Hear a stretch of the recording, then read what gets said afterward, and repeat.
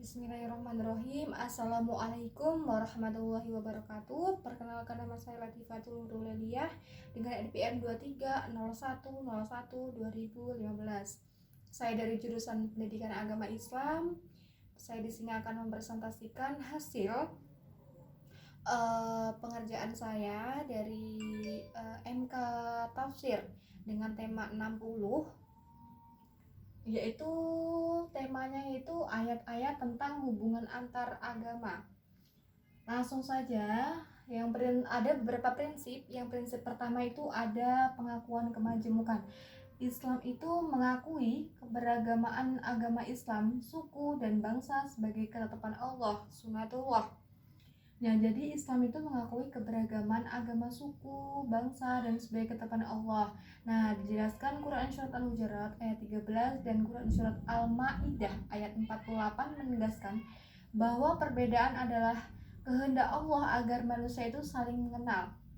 Nah, prinsip ini mengajarkan umat Islam untuk menghargai perbedaan dan berlomba dalam kebaikan, bukan saling menjatuhkan sesama manusia. Jadi prinsip pengakuan kemajemukan ini, Islam sejak awal telah mengakui bahwa manusia diciptakan dalam keberagamaan, baik dalam suku, bangsa, maupun agama. Nah, Allah itu berfirman dalam surat Al-Hujurat ayat 13 bahwa manusia itu diciptakan berbangsa-bangsa dan bersuku-suku agar saling mengenal, bukan saling membenci ataupun saling mengejek-ngejek. Nah, mengapa begitu? Jadi menegaskan bahwa perbedaan bukan sumber konflik, tetapi sarana untuk memperluas wawasan dan mempererat hubungan sosial. Nah, begitu pula dijelaskan dalam Surah Al-Maidah ayat 48, Allah itu menjelaskan bahwa jika tidak Dia menghendaki, tentu semua manusia akan dijadikan satu umat saja gitu. Namun perbedaan dibiarkan ada agar manusia itu diuji dalam kebaikan dan berlomba-lomba melakukan amal soleh gitu.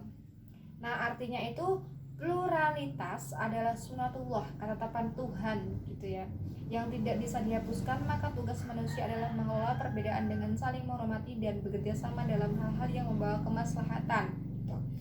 Nah, yang prinsip kedua itu ada kebebasan beragama. Quran Surat Al-Baqarah ayat 256 dan Quran Surat ayat 99 menjelaskan bahwa tidak ada paksaan dalam beragama gitu.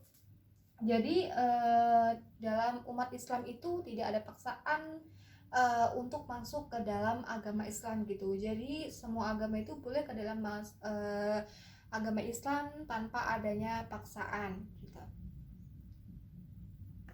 Nah, prinsip ini menjadi dasar penghormatan terhadap kebebasan individu dalam meyakini kepercayaan. Nah, Islam menjunjung tinggi kebebasan dalam beragama. Dalam Quran Surat Al-Baqarah ayat 256 ini, Allah menegaskan tidak ada paksaan dalam memeluk agama. Nah, artinya setiap manusia itu berhak memilih keyakinan sendiri tanpa tekanan atau paksaan gitu.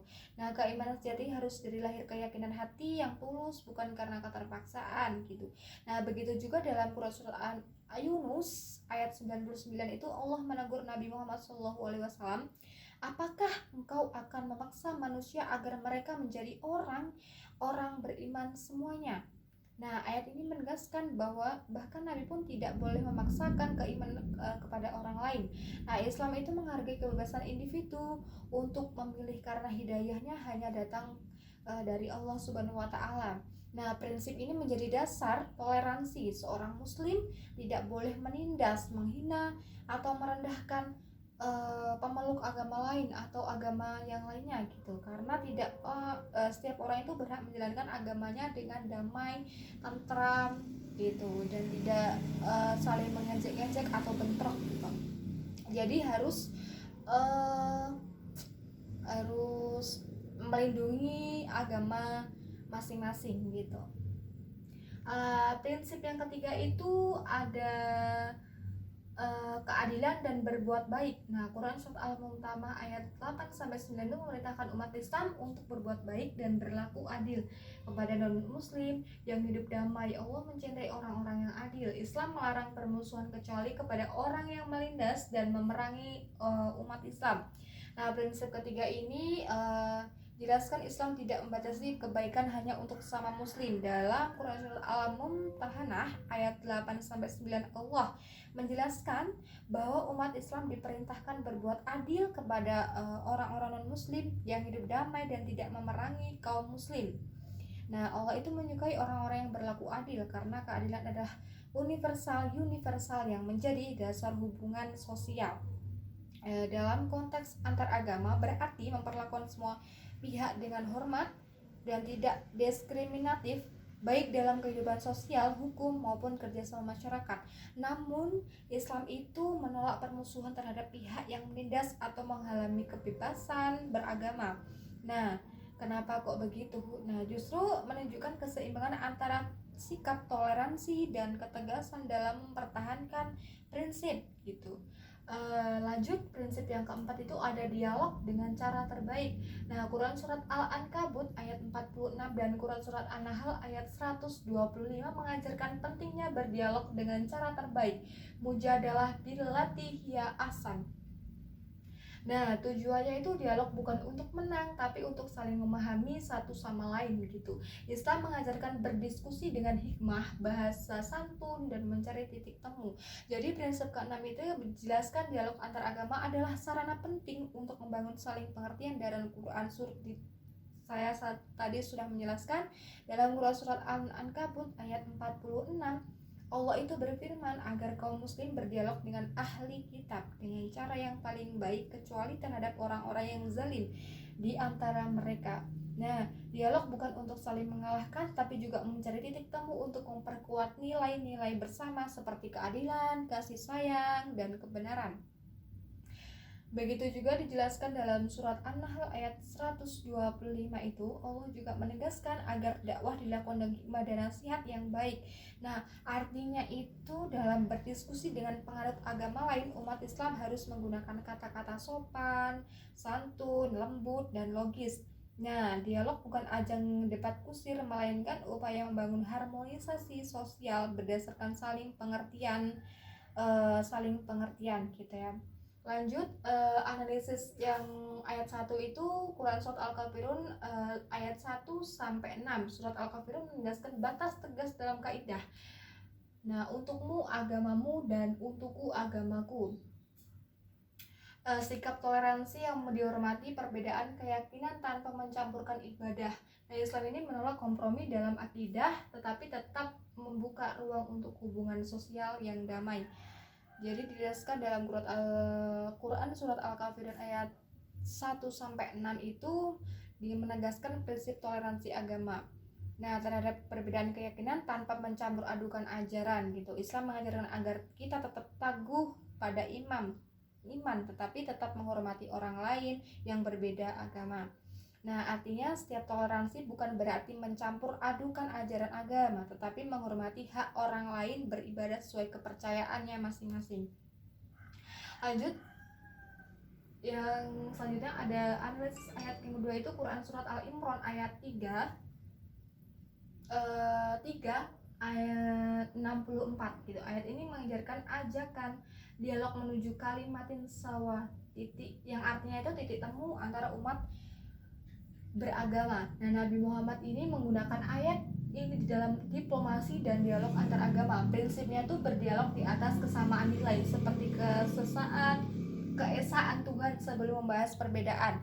Jadi surat Al-Imran ini menceritakan bagaimana Nabi Muhammad SAW mengajak ahli kitab untuk berdialog dengan mencari nilai-nilai kesamaan seperti pengakuan terhadap Tuhan Yang Maha Esa. Nah, pendekatan ini menunjukkan bahwa Islam itu meningkatkan dialog yang inklusif, fokus pada kesamaan nilai ketuhanan dan kemanusiaan, bukan perbedaan doktrinal. Lanjut, yang analisis ayat ketiga itu ada Quran Surat Al-Baqarah ayat 62. Ayat ini menegaskan bahwa Allah menilai manusia berdasarkan keimanan dan amal solehnya, bukan identitas agama semata. Nah, kesalahan ini sejati diakui meskipun berasal dari umat terdahulu sebelum Islam. Nah, menunjukkan pengakuan Al-Quran terhadap nilai-nilai kebaikan universal. Nah, dalam surat Al-Baqarah itu ayat 2 menegaskan bahwa Allah memberikan balasan baik pada siapapun yang beriman kepada Allah hari akhir, yang beramal soleh, baik mereka Muslim, Yahudi maupun Nasrani, dari semua agama gitu. Pesan ini ada pesannya, yaitu bahwa nilai-nilai yang dan amal soleh lebih penting daripada label agama semata. Jadi Islam menghargai nilai-nilai moral universal seperti kebaikan, kejujuran, dan keadilan. Selanjutnya ada implementasi hubungan antar agama. Nah, dialog antara agama itu yang pertama ada dialog antar agama. Nah, kegiatan dialog dapat dilakukan melalui beberapa sebagai forum kerukunan umat beragama. Bisa disingkat dengan FKUB.